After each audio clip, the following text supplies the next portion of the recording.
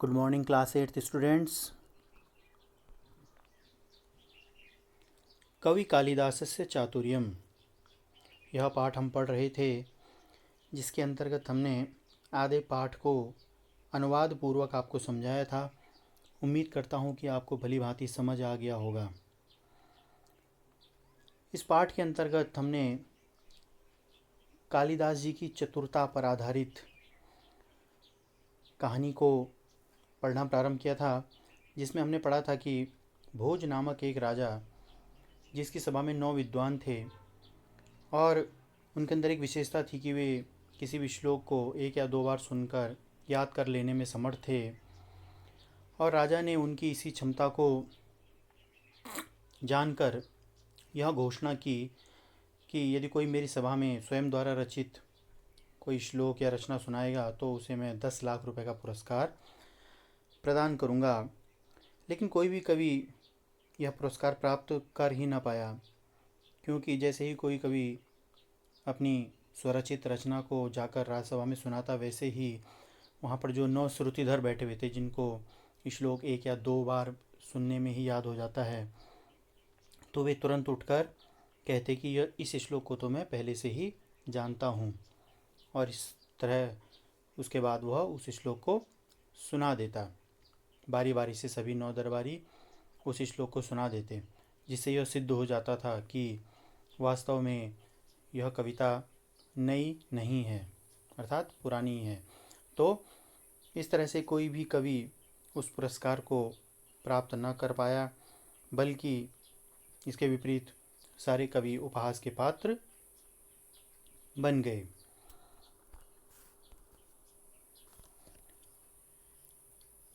अब आगे का शेष बचा हुआ भाग प्रारंभ करते हैं। आप लोग ध्यानपूर्वक शब्दों पर फोकस करें और प्रत्येक शब्द के अर्थ को समझने का प्रयास करें, जिससे आपको अर्थ भली भांति समझ में आ जाए। भोज राजसभायां कविना मीदृशी अवज्ञा कर्णाकर्णिकया कालिदासेन श्रुता। भोज राजसभायां, राजा भोज की सभा में कविनाम, कवियों की ईदृशी अवज्ञा, ऐसी अवज्ञा अर्थात अपमान, कर्णाकर्णिकया, कानों कान, कालिदासेन श्रुता, कालिदास ने सुना। राजा भोज की सभा में कवियों का ऐसा अपमान कानों कान कालिदास ने सुना। कवीनामुपहासस्य प्रतिकारं कर्तुमसौ मनसि निश्चयम् अकरोत्। कवीनाम, कवियों के, उपहासस्य, उपहास का यानी मजाक का, प्रतिकारम, बदला लेने के लिए, कर्तुमसौ मनसि निश्चयम् अकरोत्। ठीक है, कालिदास जी ने मन ही मन निश्चय किया। उन्होंने कवियों के इस उपहास यानी मजाक का बदला लेने का मन ही मन निश्चय किया। तथा च श्रुतिधरान् अभिसंधातुं श्लोकमेकं विरच्य भोजसभायां प्रतिस्पर्धाम आगच्छत्। ठीक है, और क्या क्या उन्होंने, श्रुतिधरान्, उन श्रुतिधरों को, अभिसंधातुम अर्थात ठगने के लिए, ठगने के लिए या चुनौती देने के लिए, हराने के लिए उन्होंने क्या किया, श्लोकमेकम विरच्य, श्लोकमेकम, एक श्लोक, विरच्य यानी रचना करके, और भोज सभायाम प्रतिस्पर्धाम आगच्छत, भोज की सभा में प्रतिस्पर्धा अर्थात मुकाबले के लिए वे गए। ठीक है, और उन श्रुतिधरों को ठगने के लिए एक श्लोक की रचना कर वे भोज की सभा में मुकाबले के लिए चले गए।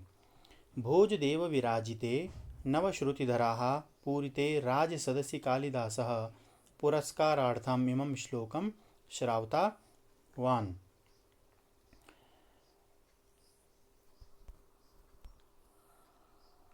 भोज देव विराजिते, ठीक है, बैठे हुए राजा भोज एवं नवश्रुतिधराः पूरिते, ठीक है, 9 श्रुतिधरों से पूरित यानी विभूषित, राज सदसी, ठीक है, राजसभा में, कालिदासः, कालिदास ने, पुरस्कारार्थम, ठीक है, पुरस्कार के लिए, इमं श्लोकम श्रावतावान, इमं श्लोकम, यह श्लोक, श्रावतावान अर्थात सुनाया।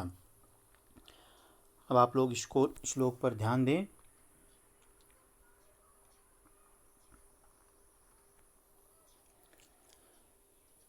पहले हम इसका उच्चारण करेंगे।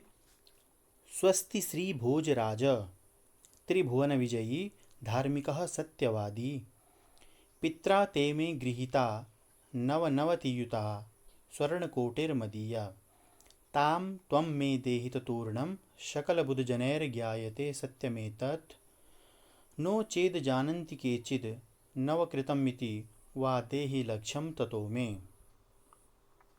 अब इसका अर्थ ध्यानपूर्वक समझिए। स्वस्ति श्री भोजराज, हे भोजराज, हे राजा भोज, मैं आपकी स्तुति करता हूँ। त्रिभुवन विजयी धार्मिकः सत्यवादी, हे त्रिभुवन विजयी, आप धार्मिक और सत्यवादी हैं। पित्रा ते मे गृहीता नवनवतियुता स्वर्णकोटिर्मदीया। पित्रा ते में, आपके पिताजी ने मुझसे नवनवति अर्थात 99 करोड़ स्वर्ण कोटिर मदिया, ठीक है, 99 करोड़ स्वर्ण मुद्राएं उधार ली थी। ठीक है, आपके पिताजी ने मुझसे 99 करोड़ स्वर्ण मुद्राएं उधार ली थी। ताम त्वं मे देहित तूर्णम सकल बुध जनैर ज्ञायते सत्यमेतत्। ठीक है, सकल बुध जनैर ज्ञायते अर्थात इस बात को जो है यहाँ पर उपस्थित सकल बुध जनैर सभी विद्वान दरबारी जानते हैं। सत्यम एतत्, यह बात एकदम सत्य है। ठीक है, ताम त्वं मे देहित, ठीक है, तो आप मुझे वह धनराशि प्रदान करें जो आपके पिताजी के द्वारा मुझसे ली गई थी। आपके पिताजी ने मुझसे 99 करोड़ स्वर्ण मुद्राएं उधार ली थी, यह बात एकदम सत्य है और इस बात को यहाँ उपस्थित सभी विद्वान दरबारी जानते हैं, इसलिए शीघ्रता से मुझे वह धनराशि दे दें। ठीक है, नो चेत जानन्ति केचित् नवकृतमिति वा देहि लक्ष्यम ततो मे। चेत यदि, ठीक है, और यदि कोई यह बात नहीं जानता तो फिर देहि लक्ष्यम ततो मे। ठीक है, तो फिर मुझे जो पुरस्कार है 1 लाख रुपए का, वह आप प्रदान करने की कृपा करें, अर्थात वह 10 लाख रुपए का पुरस्कार मुझे ही मिलना चाहिए। ठीक है, क्योंकि यदि आपकी राजसभा में कोई यह बात नहीं जानता है तो फिर इससे सिद्ध हो जाता है कि यह जो श्लोक है यह मेरी रचना है, अभी अभी की हुई रचना है। एक बार संपूर्ण श्लोक का अर्थ सुन लें तो फिर से कि हे त्रिभुवन विजयी श्री भोजराज, आप बड़े धार्मिक एवं सत्यवादी हैं, मैं आपकी स्तुति करता हूँ। आपके पिताजी ने मुझसे 99 करोड़ स्वर्ण मुद्राएं उधार ली थी, यह बात एकदम सत्य है और इस बात को यहाँ उपस्थित सभी विद्वान दरबारी जानते हैं, इसलिए शीघ्रता से मुझे वह धनराशि दे दीजिए। और यदि कोई दरबारी यह बात नहीं जानता है तो फिर इसी से यह सिद्ध हो जाता है कि इस श्लोक की रचना मैंने अभी अभी की है, अतः घोषणा के अनुसार 10 लाख रुपए का पुरस्कार मुझे ही मिलना चाहिए।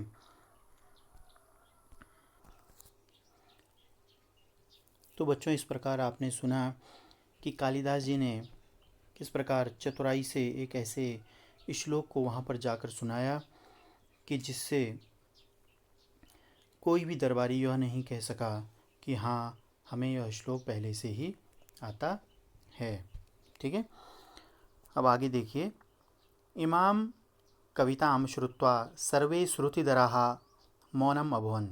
इमाम कविताम, इस कविता को श्रुत्वा अर्थात सुनकर, सर्वे श्रुतिधराः, सभी श्रुतिधर यानी जो 9 रत्न थे जिनको 1 या 2 बार सुनने में ही श्लोक याद हो जाता था, ते मौनम अभवन्, वे सभी मौन हो गए। ठीक है, इस कविता को सुनकर सभी श्रुतिधर मौन हो गए। एकतः लक्ष्य मुद्रामितः पुरस्कारः, एक तरफ 1 लाख रुपए का पुरस्कार। अपरतश्च, और दूसरी तरफ नवनवति कोटि, नवनवति यानी 99 कोटि करोड़ रुपयकाणी यानी रुपए।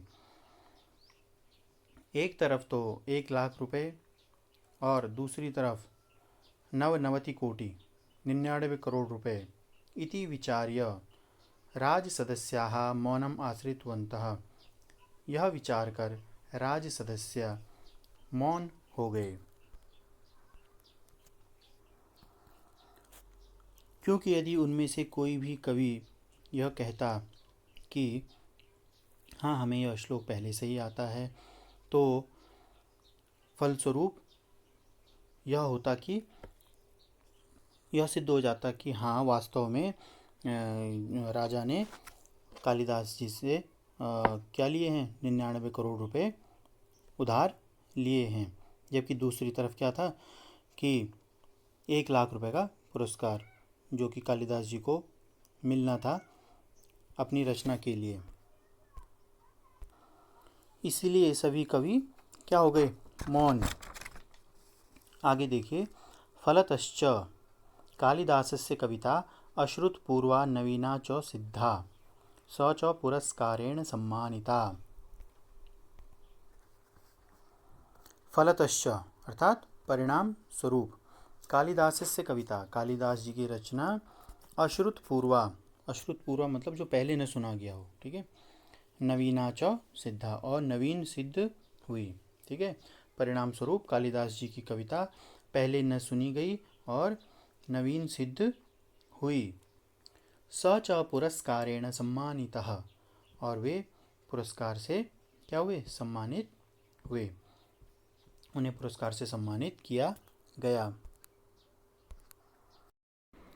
अब अंतिम पैराग्राफ है, एवं कवीनाम सम्मान रक्षा कालिदासेन कृता।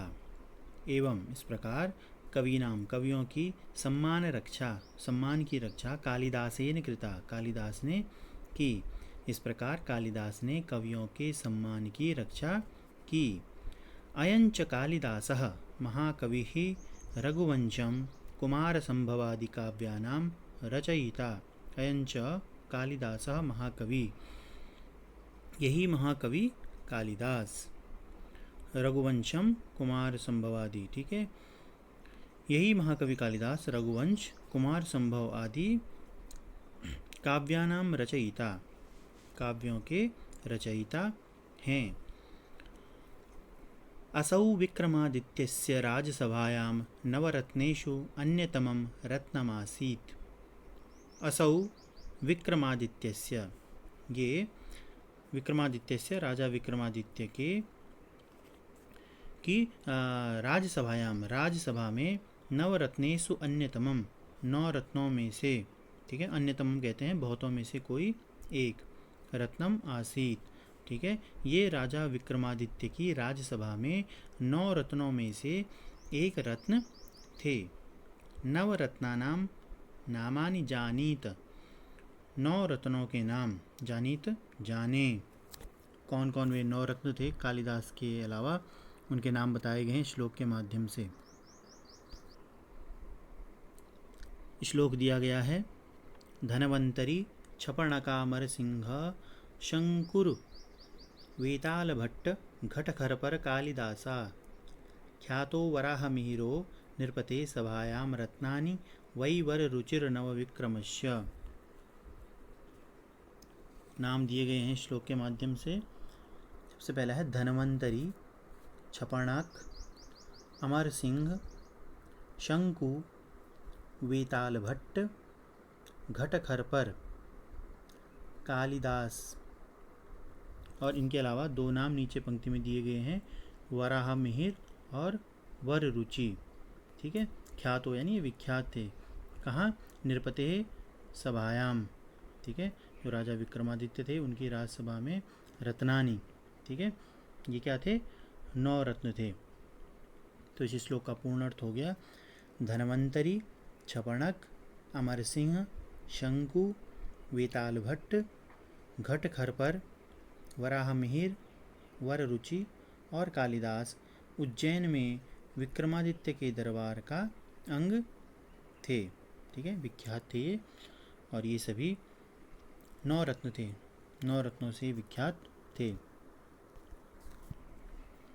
तो बच्चों, इस प्रकार आपने कहानी के माध्यम से सुना कि किस तरह से महाकवि कालिदास ने अपनी बुद्धिमता और चतुराई के माध्यम से एक ऐसे श्लोक का निर्माण किया और वहाँ पर सभा में जाकर सुनाया, जिसे सुनकर जो भी श्रुतिधर थे वे सभी मौन रह गए, कुछ नहीं कह पाए, क्योंकि कालिदास ने भी चतुरतापूर्वक एक ऐसे श्लोक का निर्माण किया जिसका कोई जवाब ही नहीं था।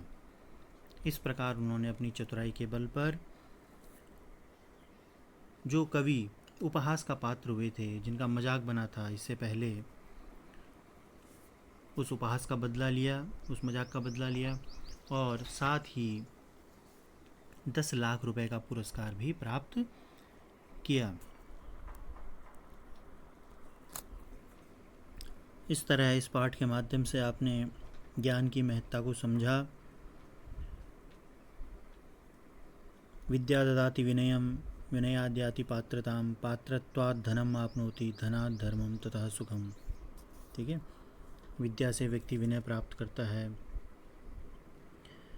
विनय से व्यक्ति पात्रता प्राप्त करता है, पात्र व्यक्ति धन प्राप्त करता है। ठीक है, और जहाँ पर धन और धर्म होता है वहीं पर सुख होता है।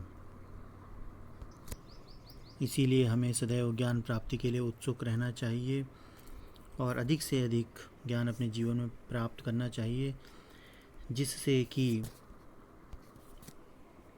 धन प्राप्ति के साथ साथ व्यक्ति मान सम्मान भी प्राप्त करता है, ख्याति प्राप्त करता है।